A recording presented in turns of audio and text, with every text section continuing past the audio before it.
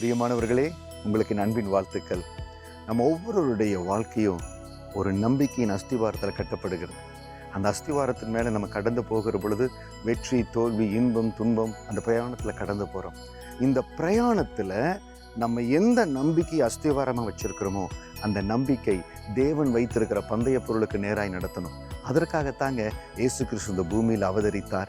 தன்னையே சிலுவையில் பலியாய் கொடுத்து நம்மளுக்கு ஒரு புதிய நம்பிக்கையை He has given us a new hope. அந்த புதிய நம்பிக்கையை, இந்த நியூ ஹோப் உங்களோடு பகிர்ந்து கொள்ளும்படியாக ஆசைப்படுகிறேன்.